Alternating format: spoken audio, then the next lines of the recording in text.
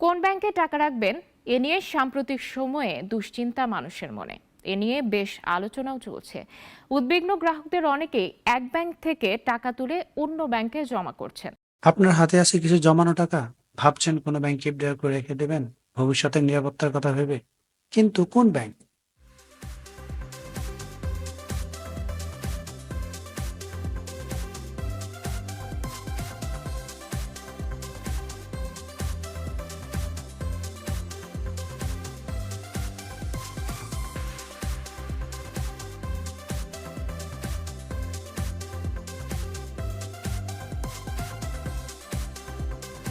এই ধরনের খবরগুলো দেখলে স্বাভাবিকভাবেই ব্যাংকের প্রতি আমাদের সাধারণ মানুষের আত্মবিশ্বাসটা অনেক কমে যায়। আর আমরা আমাদের কষ্টার্জিত টাকা ঝুঁকির মধ্যে ফেলতে চাই না। অতএব টাকা এফডিআর করার আগে ভাবুন। আপনারা যারা এফডিআর করার ক্ষেত্রে কোনো ঝুঁকি নিতে চাচ্ছেন না, তাদের জন্য আমার কাছে সব থেকে বেস্ট পরামর্শ হচ্ছে সোনালী ব্যাংক। কিন্তু কেন সোনালী ব্যাংক? এত ব্যাংক থাকতেও কেন সোনালী ব্যাংক? রাষ্ট্রায়ত্ত তো আরো অনেকগুলো ব্যাংক রয়েছে। তো চলুন দেখে নেই কেন সোনালী ব্যাংক আপনার জন্য বেস্ট হবে, এবং এই ব্যাংকটা শত প্রকার বাধা বিপত্তি সত্ত্বেও যে কোনো পরিস্থিতিতে আপনার আমানতের টাকা ফেরত দেওয়ার ক্ষমতা রাখে। চলুন সেই কারণগুলি আমরা জেনে নেই যে কেন এই ব্যাংকটা অন্যান্য ব্যাংক থেকে সব থেকে বেশি নিরাপদ। প্রথম যে কারণটা আমি বলবো সেটা হচ্ছে সোনালী ব্যাংক হচ্ছে সরকারি ব্যাংক। এই ব্যাংক সরকারের পক্ষ হয়ে অনেক ধরনের কাজ করে থাকে। সেকেন্ড, সোনালী ব্যাংক বিভিন্ন ধরনের পেমেন্ট গ্রহণ করে থাকে সরকারের পক্ষ থেকে। যেমন ইনকাম ট্যাক্স কালেকশন, এনবিআর এর মাধ্যমে যত প্রকার ইনকাম ট্যাক্স কালেকশন হয় সব টাকায় আলটিমেটলি সোনালী ব্যাংকে চলে যায়। সেকেন্ড হচ্ছে ভ্যাট কালেকশন। আমরা বিভিন্ন সেবা বা পণ্য ক্রয়ের ক্ষেত্রে 15% বা বিভিন্ন পার্সেন্ট যে ভ্যাটটা দেই, সকল ভ্যাটের টাকাই কিন্তু সোনালী ব্যাংকে জমা হয়। তারপর রয়েছে কাস্টমস ডিউটি কালেকশন। আমাদের দেশে বাইরে থেকে পণ্য আসে তিনটি ভাবে: বাই এয়ার, বাই রোড অথবা বাই শিপ।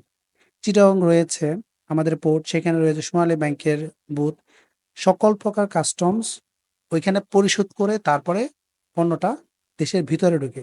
এয়ারপোর্টে রয়েছে সোনালী ব্যাংকের বুথ। ইভেন আমাদের বাই রুটেও আপনি যদি বেনাপোল যান সেখানেও দেখবেন সোনালী ব্যাংকের একটা বুথ রয়েছে। অর্থাৎ সকল প্রকার কাস্টমস সোনালী ব্যাংকের অ্যাকাউন্টে জমা হয়। তারপর রয়েছে ট্রাভেল ট্যাক্স কালেকশন। অর্থাৎ আমাদের দেশের বাইরে আমরা যারা যাই, প্রত্যেকটা মানুষকে কিন্তু ১,০০০ টাকা করে ট্রাভেল ট্যাক্স দিতে হয়, সেই টাকাটাও সোনালী ব্যাংকে জমা হয়। এছাড়াও রয়েছে বিভিন্ন প্রকার ইউটিলিটি বিল। শুধুমাত্র পেমেন্ট রিসিভই নয়, সোনালী ব্যাংক সরকারের পক্ষে অনেক ধরনের আরো অন্যান্য অনেক ধরনের কাজই করে থাকে। যেমন পেনশন অ্যাক্টিভিটি, গভর্নমেন্ট এমপ্লয়িদের যে পেনশনের যে কার্যক্রমটা সেটাও সোনালী ব্যাংক করে থাকে। গভর্নমেন্ট এমপ্লয়ি অনেক প্রতিষ্ঠানেরই স্যালারি দিয়ে থাকে সোনালী ব্যাংক। সকল প্রকার ফুড বিল সরকারের পক্ষ থেকে পরিশোধ করে সোনালী ব্যাংক। এছাড়া আমরা অনেক সময় অনুদান গ্রহণ করি বা অনেক অনুদান গ্রহণ করে, সেই কার্যক্রমটাও করছে সোনালী ব্যাংক। সরকারের পক্ষ থেকে বিভিন্ন প্রকার প্রাইজ বন্ড সেল করা, সঞ্চয়পত্র সেল করা, ইউএসডি বন্ড সেল করা, এই ধরনের সকল কাজগুলোই কিন্তু সোনালী ব্যাংক করে থাকে। এর বাইরে অনেক ধরনের কাজ রয়েছে। তো চলুন এবার দেখে নেওয়া যাক সোনালী ব্যাংকের অন্যান্য বিষয়গুলো।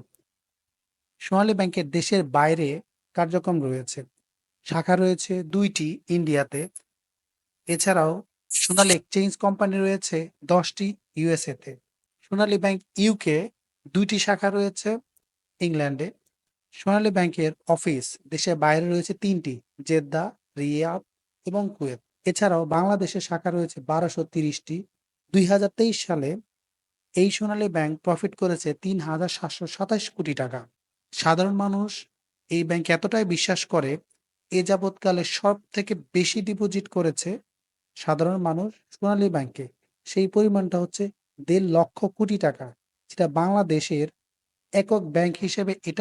১,৫০০,০০,০০,০০,০০,০০,০০,০০,০০,০০,০০,০০,০০,০০,০০,০০,০০,০০,০০,০০,০০,০০,০০,০০,০০,০০,০০,০০,০০,০০,০০,০০,০০,০০,০০,০০,০০,০০,০০,০০,০০,০০,০০,০০,০০,০০,০০,০০,০০,০০,০০,০০,০০,০০,০০,০০,০০,০০,০০,০০,০০,০০,০০,০০,০০,০০,০০,০০,০০,০০,০০,০০,০০,০০,০০,০০,০০,০০,০০,০০,০০,০০,০০,০০,ডিপোজিট করা।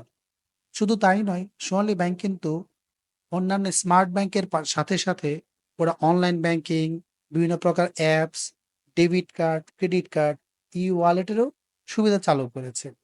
এছাড়াও প্রবাসীদের জন্য রয়েছে অ্যাকাউন্ট। প্রবাসীরা চাইলে দেশের বাইরে অ্যাপসের মাধ্যমে অ্যাকাউন্ট খুলতে পারবেন, চাইলে এফডিআর করতে পারবেন, টাকা জমাও রাখতে পারবেন। আরেকটা বিষয় আমি আপনাদের সাথে শেয়ার করতে চাই, এই ব্যাংকে বিভিন্ন মাধ্যমে এত টাকা ঢুকেছে যে এই ব্যাংকে কখনোই তারল্য সংকটে ভুগতে হয় নাই। আপনারা একটাবার চিন্তা করেন যদি এত টাকা একটা ব্যাংকের ক্যাশ ইনফ্লো হয় সেক্ষেত্রে কিভাবে সেই ব্যাংকটা তারল্য সংকটে পড়বে? এরকম কোনো রেকর্ডও নাই। এই সোনালী ব্যাংক এত ধরনের কার্যক্রম করে সরকারের পক্ষ হয়ে, তো এই ব্যাংকের টাকা যদি নাও থাকে তারপরেও যদি সরকার চায় তার ক্ষমতা বলে টাকা ছাপিয়ে সোনালী ব্যাংকে দেবার পর সেই সোনালী ব্যাংক তার ফাইন্যান্সিয়াল অ্যাক্টিভিটি গুলো কার্যক্রম পরিচালনা করতে পারবে। এই দেশ দেউলিয়া হওয়া ছাড়া কোনোভাবেই সোনালী ব্যাংক কলাপস করবে না।